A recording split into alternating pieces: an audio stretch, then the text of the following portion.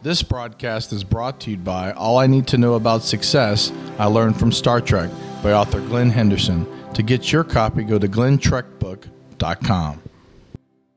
Here at San Diego Comic-Con 2024, not on the con floor, but here joined with Mr. Michael Hirsh. How's your day going, sir? Doing great today. Awesome. We're doing great as well. It's a very beautiful day, packed max capacity in the convention center. You've got an amazing book here called Animation Nation. Tell us a little bit about the book and it's about your life and what you've done over the years. Well, let me scout through and see what's in it. I happen to know what's in it because I wrote it. The book begins with a journey that I took in 1978. I had received a phone call from out of the blue inviting me to go to San Francisco and meet with George Lucas because he was producing a 2-hour variety special for Star Wars fans to keep the property alive and, keep them happy in between movies because he was working on The Empire Strikes Back at the time. 1980. Yeah. So this is 78 though. And because he's still working on the movie. And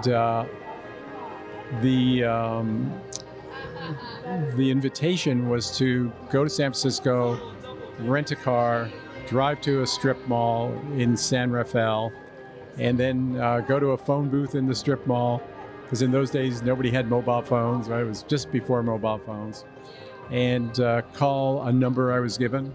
And then somebody waved at me. I was on the phone with them, and they said, "Look over here," and they waved.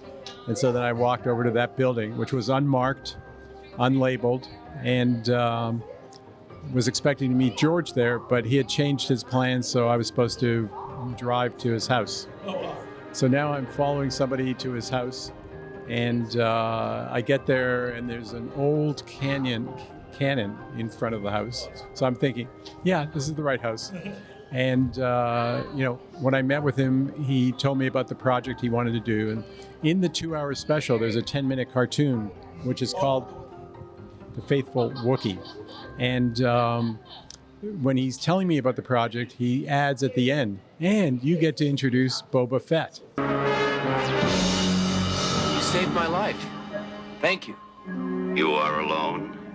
I have 2 droids. We've come in search of a ship that crashed near here. Maybe I can help you. I am Boba Fett.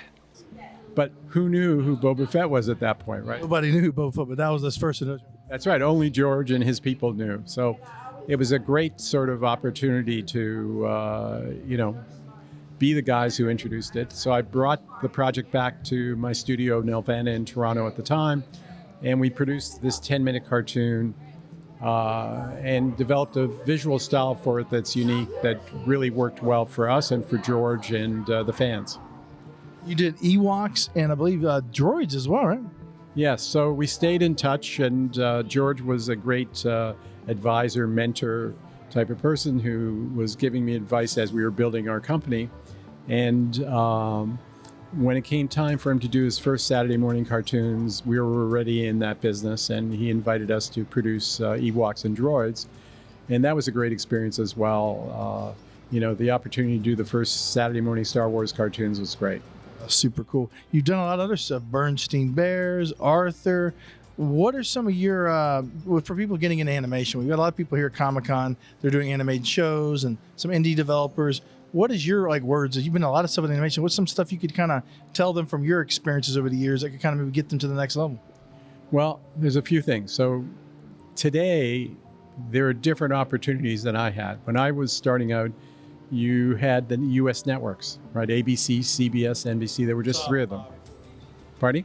Like the top 4 or 5, ABC, NBC, CBS. Yeah.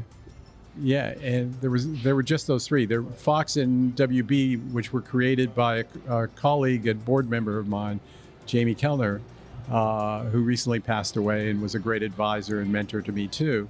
But with just 3 networks, it was a very hard market to enter. There weren't the special cable T channels like Nickelodeon, Cartoon, but now streaming has changed everything. So the opportunity for a young person is, number one, do it. Okay, you have an idea, do it. Find software online, draw it, however you're going to do it, just make it. Then put it online. See if you can build a following. Work with social media to, create that following. And as your following grows, you potentially will start to make income from this. and now you can reinvest it in helping make a better show, bring in some people with expertise, some colleagues who know a little more than you do, and build up a team to do your show. And then eventually, if you're very successful with that online, Netflix, Amazon, Apple can all come calling, right? And you can do that. We did that with a show called Bee and Puppy Cat. I was running a company called Frederator at the time. What's Frederator exactly? So Frederator is well known for Adventure Time and Fairly Odd Parents. And we produced a Kickstarter short, a short that was funded by Kickstarter called Bee and Puppy Cat. It was created by Natasha Allegri, great creator of cartoons. She worked on Adventure Time. And that worked really well, built up a following. And eventually we were able to make a series and sell it to Netflix, where it sits today, and it's a great show. I recommend. If you haven't discovered Bee and Puppy Cat, you got to look at it. Netflix is great. They've got a lot of animation they're doing these days on there. I saw some things they're debuting this week, and they got the new Ultraman. It's a big presence down here. Did you always want to be getting in animation, or was that like your first passion, or something before that? Or? Yeah, my passion was actually, when I was starting, my passion was experimental filmmaking. So, to take you back to the moment, I was in high school, and a good friend of mine said to me, look, let's cut classes. They're showing underground experimental films at Hunter College, which was right nearby. We'll cut classes, we'll see these films, and everything will be fine. I'd never cut a class, but I did. And I fell in love with these films. American underground experimental films were great. And I started to make films. And I started to go to the Filmmakers Co-op and a few other places in the Bowery and in Harlem to show my films that I was making. And eventually that kept on going, and I made an experimental feature.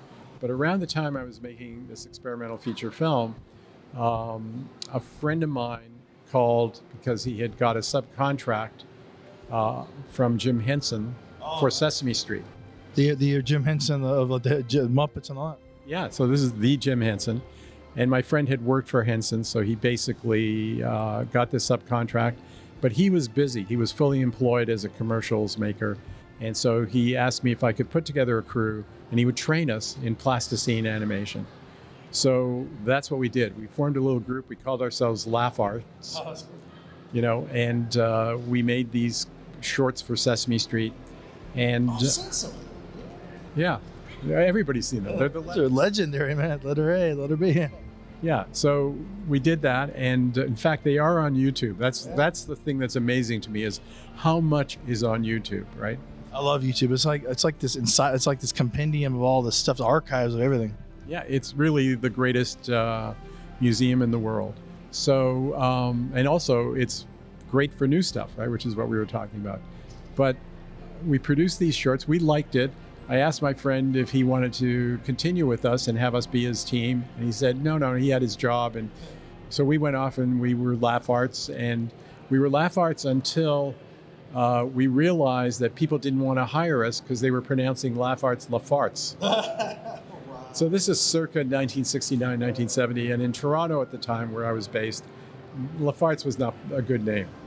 So at the same point, I had discovered Canada's long-lost comic books, which were made in World War II and had been forgotten.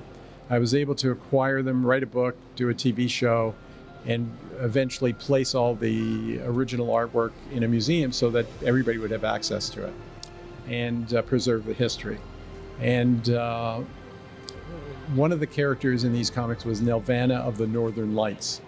And she was an Eskimo goddess, and she basically saved the Inuit people from the evil white men.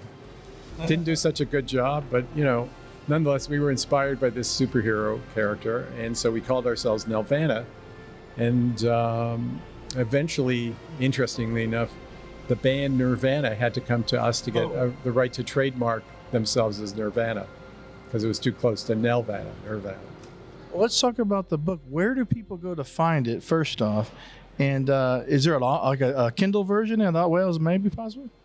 Yeah, they can get it through Amazon.com and BarnesandNoble.com. And hopefully it's in bookstores near you too, because we want to support bookstores. But otherwise, you can definitely find it online.